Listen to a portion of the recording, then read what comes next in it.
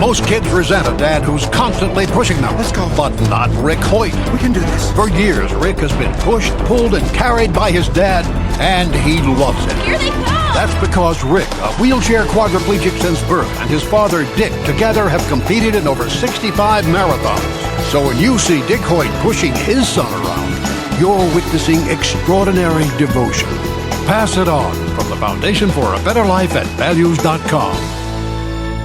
Atlanta's #1 radio stations, Swanky 93.3 and The Heat 94.6 radio stations, has you covered. From our studios to our newsroom at K.L.P. Entertainment. Listen on all major audio platforms like Spotify, iHeartRadio, Audacity, Apple Podcast, Stitcher Podcast, Google Podcast, YouTube, and more.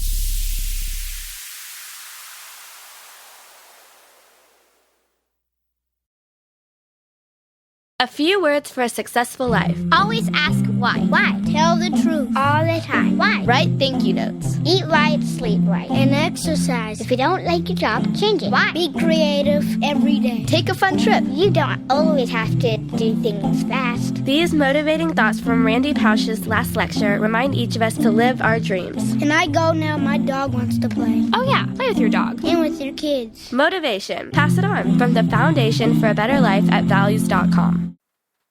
Live from our newsrooms brings back our hit news network, SNN, with many news anchors like Arthur Brooks, Addison Hayden, and Beatrix Gemma. Brings you stories about the news worldwide. Tune in on Atlanta's #1 stations, Swanky 93.3 and The Heat 94.6 radio stations. To get the latest news today, listen on all major audio platforms like Spotify, iHeartRadio, Audacity, Apple Podcast, Stitcher Podcast, Google Podcast, YouTube, and more.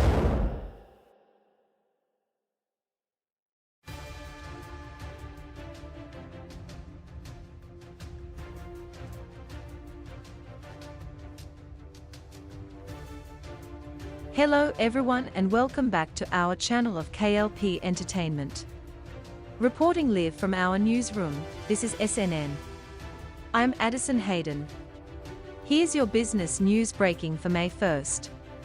In San Francisco, a troubled year at a Whole Foods market reflects the city's woes. Tech workers have stayed home, and ongoing social problems downtown are forcing civic and business leaders to confront harsh realities about the city's pandemic recovery. Last year, with pandemic lockdowns in the rearview mirror, Whole Foods Market made a bet on a gritty San Francisco neighborhood. The high-end supermarket chain opened a giant flagship store in a part of the city that is home to both tech companies like Twitter and open-air drug dealing. But the store was soon confronted head-on with many of the problems plaguing the area. People threatened employees with guns, knives and sticks. They flung food, screamed, fought and tried to defecate on the floor, according to records of 568 emergency calls over 13 months. Many depicting scenes of mayhem. Male with machete is back, the report on 1911 call states. Another security guard was just assaulted, another says. A man with a 4-inch knife attacked several security guards, then sprayed store employees with foam from a fire extinguisher, according to a third. In September, a 30-year-old man died in the bathroom from an overdose of fentanyl, a highly potent opioid, and methamphetamine. When Whole Foods announced in mid-April that it was closing the store, citing the safety of its employees, many in San Francisco saw it as a representation of some of the city's most intractable problems: property crimes like shoplifting and car break-ins, an entrenched network of dealers selling fentanyl and other illicit drugs, and people suffering from untreated mental illness wandering the streets. The closure also seemed to be the latest indicator of San Francisco's faltering economic prospects, providing more grist for an ongoing debate over where the city is headed after tying its fate to the tech industry. The Whole Foods was supposed to cater to tech workers and other professionals, part of a long-term redevelopment plan downtown. But the store fell victim to a grinding decline in the city's center that began with the pandemic and could continue for years as companies vacate offices because of remote work. In a city famous for its boom-and bust cycles, San Francisco's continued slump has left residents in a sour mood, angry at city leaders, and waiting for the sparks of revitalization. Now, largely because the tech industry has so wholeheartedly embraced work from home, activity in San Francisco's downtown remains at roughly a third of pre-pandemic levels, lower than in about 50 other major cities, according to one new study that used cell phone data as a measure. This is going to be a very slow recovery, F. Ishua said this month from behind his desk at the downtown fine art gallery he owns in Union Square. The area is a prime spot for tourists, who have been steadily returning to the city, a bright spot and a contrast to the 26% vacancy rate of downtown offices. The impact on the city's budget is significant, too. Office-based industries account for nearly 3/4 of the city's gross domestic product. After years of surpluses, the government now forecasts a $780 million deficit in the upcoming 2 fiscal years, roughly a 6% cut in its general fund, according to the mayor's office. City officials say they are searching for ways to diversify the economy and to reduce homelessness and drug dealing. They realize that some of the largest local employers, big tech companies, will not be towing San Francisco from its economic shoals. Twitter, Google, Facebook and Salesforce, all of which have offices in the city, have laid off thousands of workers. San Francisco leaders point out that the city has rebounded again and again, including after the near collapse of the tech industry in 2000 and the national recession about 8 years later. We've been counted out before, and there have been others who have tried to imply because things aren't happening as fast or the way that they think it should happen, that it's over, London Breed, the city's mayor, said in an interview. In the famously liberal city, where Republicans make up just 7% of the electorate, moderate Democrats, like Mayor Breed, are calling for aggressive steps to address public safety concerns, while progressive voices decry law and order strategies as knee-jerk responses that trample on the vulnerable. City leaders face some limitations. A federal judge in April determined that San Francisco cannot clear homeless people from public spaces because it has not done enough to provide shelter. Mayor Breed is backing bills in the state legislature that would make it easier to force mentally ill people into treatment. The mayor has also proposed addressing homelessness by building more, slashing the permitting process for construction with the goal of building 83,000 additional homes and apartments, a 20% increase from the city's current total housing stock in 8 years. Even though the downtown is plastered with for lease signs, the city's unemployment rate is under 3%, and the mayor and other officials say the engineering talent pool remains the city's top asset. And there is much more to San Francisco than its downtown. It has always been a constellation of very different neighborhoods, some of which have very few of the social ills that afflict the area near the closed Whole Foods. Officials add that the downtown may ultimately emerge more resilient if it attracts industries like life sciences and biotech, whose employees still need workspace. There is growth in the tech industry, too, the development of artificial intelligence, which promises to transform the way that people live and work, is centered in San Francisco. Gary Tan, the president of Y Combinator, a prominent venture capital company, says he sees signs of renewal in San Francisco. It's the gold rush over and over and over again, he said. Mr. Tan is part of a generation of tech workers who are more assertive in their demands on city officials, unafraid to take sides in the city's internecine politics, and funding organizations that press for more emphasis on public safety. Now the narrative out there for some of the founders in our community is, I'm not sure if I feel safe here.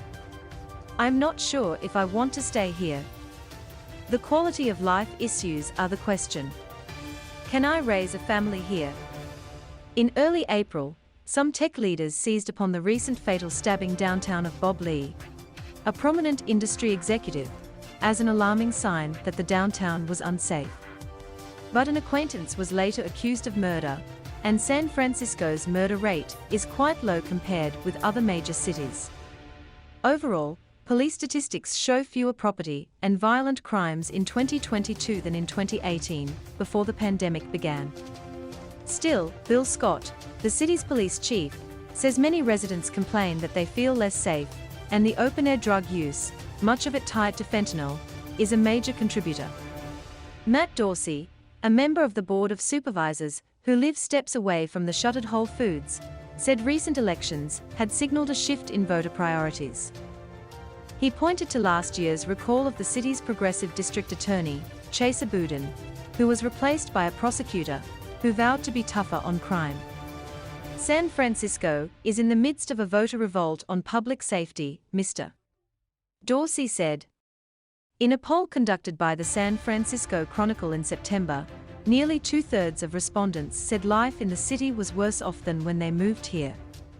The new district attorney, Brooke Jenkins, has begun prosecuting more drug crimes than Mr. Boudin, but the city experienced a 40% jump in fatal overdoses in the first quarter compared with the same period last year.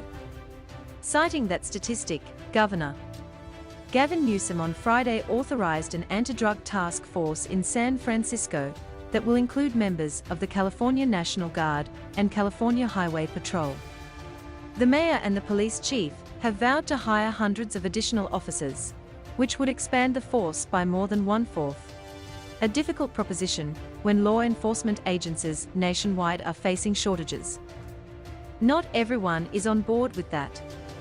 Dean Preston, a member of the Board of Supervisors, who was re-elected in 2020 on a Democratic Socialist platform, is against increasing police staffing and believes the idea of a shift in the electorate's view about public safety is overstated. There's been a massive propaganda effort to change public opinion around policing and public safety, he said. Mr. Preston uses his district as an example of how uneven the pandemic recovery has been. Some areas like Japantown and Haight-Ashbury are thriving, he said.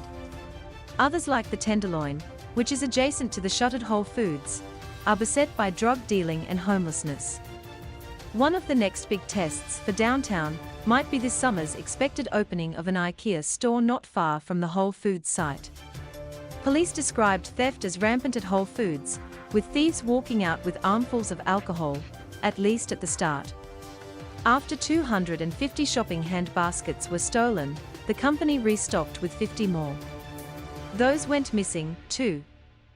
During the store's 13 months in operation, at least 14 people were arrested, including on charges of grand theft and battery, according to official reports. Chief Scott said that plainclothes officers were sent there and security improved over time, but seemingly not enough for the company. On a recent chilly night across from the shuttered store, Joseph Peterson, a former construction worker, who lost both of his legs to diabetes and is homeless, rolled down the sidewalk in his wheelchair. Mr. Peterson could see the 2,000-unit Trinity Apartments, the high-end complex that Whole Foods had hoped would be its customer base. Across the intersection, security guards stood sentry in front of the Orpheum Theatre, where Pretty Woman, the musical, was playing. A few dozen steps away, dealers peddled fentanyl and crystal meth. Mr. Peterson said he understood why Whole Foods had closed the store. People kept stealing from it, he said. He, too, had taken macaroni and cheese and chicken from the hot food bar a number of times, he said. But he made a distinction. Other people stole from the store because they wanted to resell what they took. I just stole to eat, he said.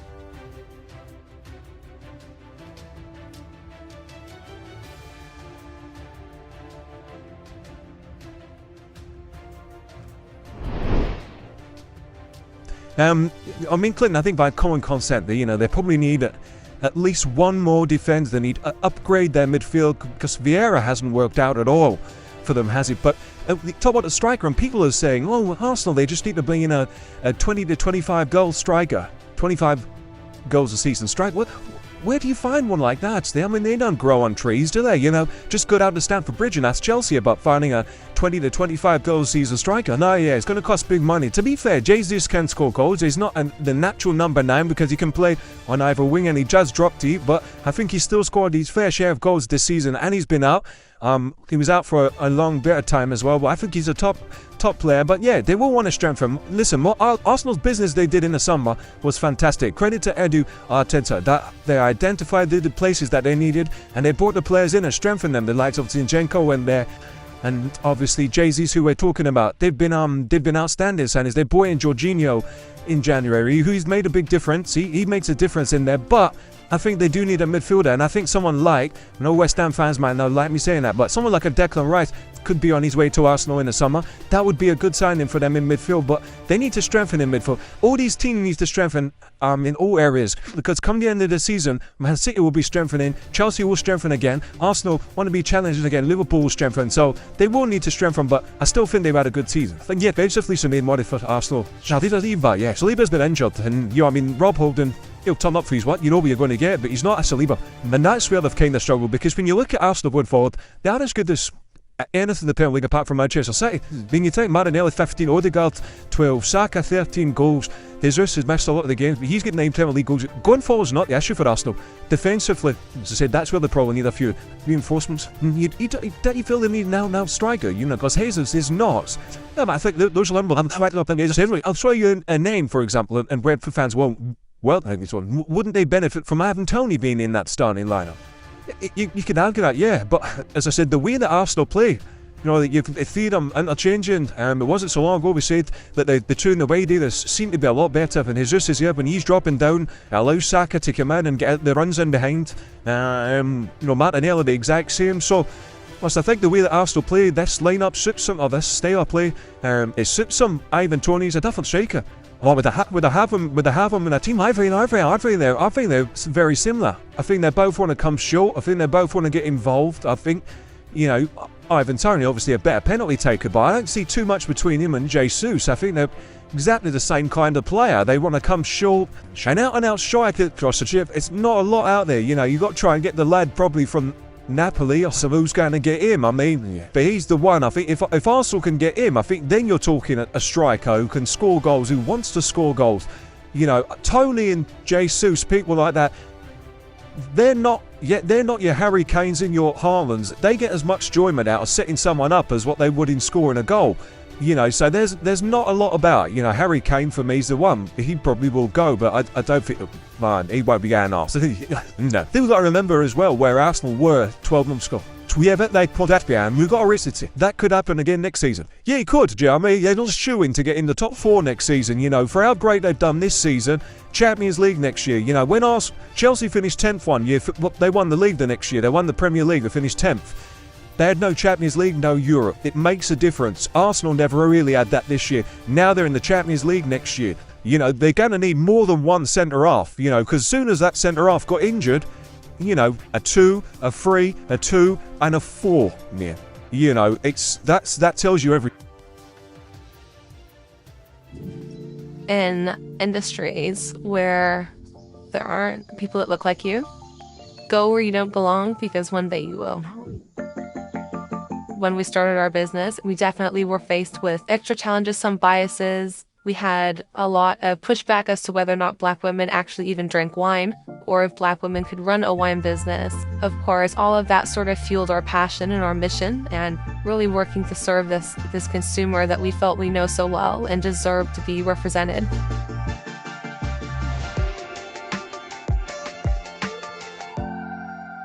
Well, I think we have to start with a sister story. Yes.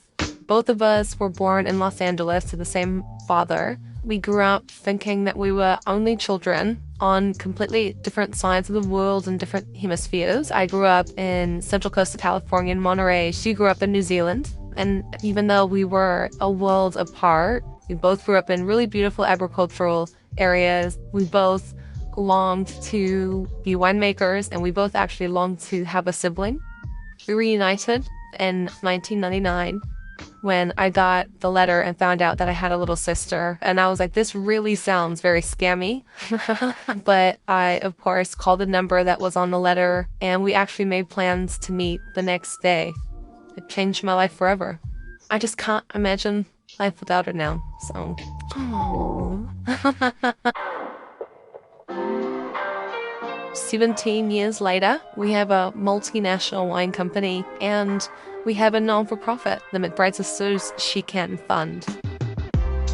We have 3 brands: McBride Sisters Collection Wines, which are our wines from where I grew up in Central Coast of California, and in New Zealand, where Andrea grew up. We have Black Girl Magic wines, which are premium wines from California, and we have She Can wines, which of course is our wines in a can.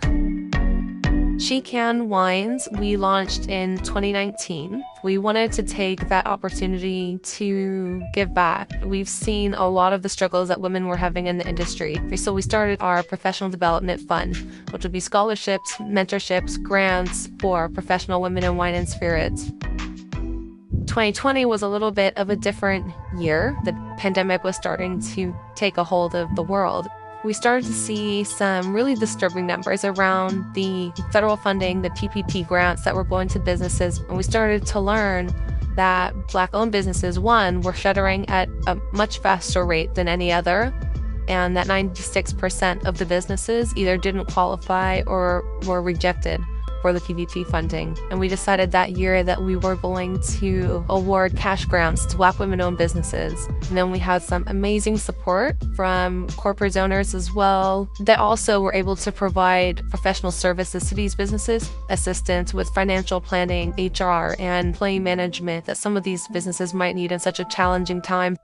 This wine label is called Papa Tunuku, which in Māori translates to Mother Earth. Pinot Noir is a very fickle, hard grape to grow. It has thinner skin and really expresses the dirt in which it's grown.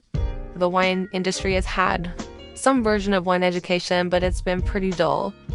This is my favorite one. We tried to create something that would engage folks in a new way and help them remember what they were learning. Super silky, soft tannins. It just like coats your whole mouth. It has a really long finish, and like there's really good integration of flavor. Traditionally, wine and food pairings have been, from this quite Eurocentric standpoint, that confit and Chardonnay. We integrated pop culture. We integrated contemporary ways in which people like to eat and drink. We're talking about what goes with tacos.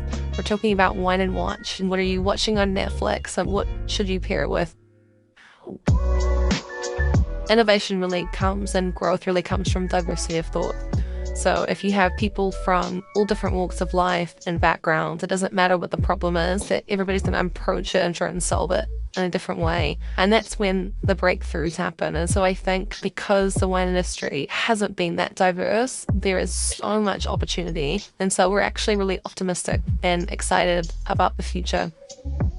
I think success for me will be when this industry fully represents the world around us. Yes, that it's not dominated by one gender or one race of people, that it really is representing the consumer. More people love wines than ever before. So when I can visually see that when we go out in the world, then that's who's at our industry conferences and who's at the winemakers conferences, I'll feel that that's success. Yeah.